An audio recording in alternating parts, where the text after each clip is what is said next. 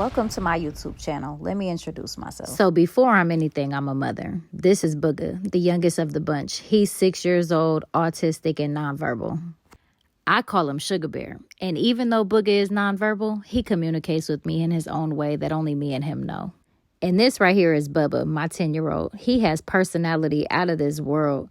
Bubba was really the sunshine in some of my darkest days, and honestly, he saved my life. And now we have Daddy-O, my oldest son. He's 19 years old, but this man thinks he is so grown. Sometimes it just works my nerves. And now we got my girls, Cashay and Mamar, my two oldest, 21 and 22 years old. And baby, when I tell you they need to be modeling. And then Cashay had my gal. I named her Kalea. I started a cosmetics line and made them the face of it. It's called Confidence Cosmetics because it definitely boosts the confidence, which is absolutely needed. And what better face was it to put than theirs? And this is my one and only sister, Nay. After losing both of our parents, all we pretty much got is each other.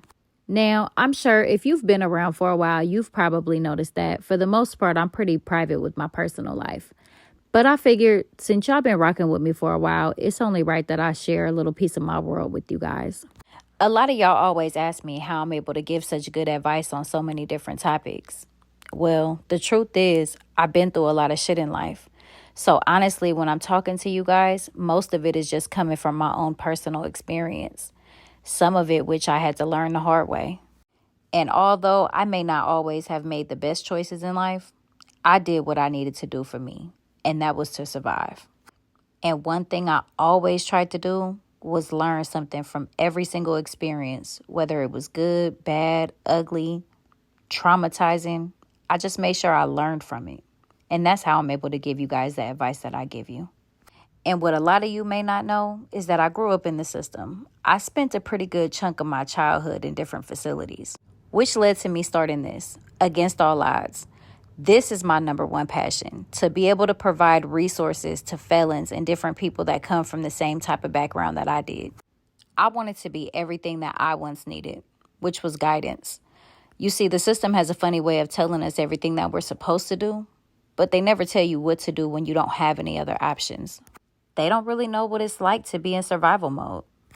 When you're 16 and you're homeless, the only way that you can get a job is if you get a work permit. But the only way to get a work permit is if you go to school. But if you go to school all day, then you're not able to make any money so that way you can pay for your motel every night. And when you're under 18, you can't get any government assistance. So now your only choice is either to be homeless, hungry, and educated, or to stay outside and do stuff that's illegal so you can make sure that you're able to survive. I chose survival.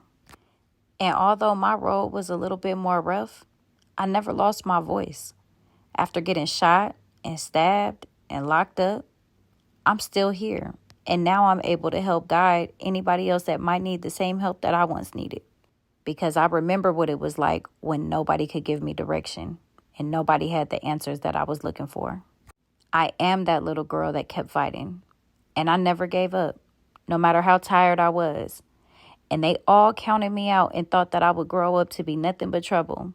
But look at me now. I'm still here. I am the rose that grew from the concrete, against all odds.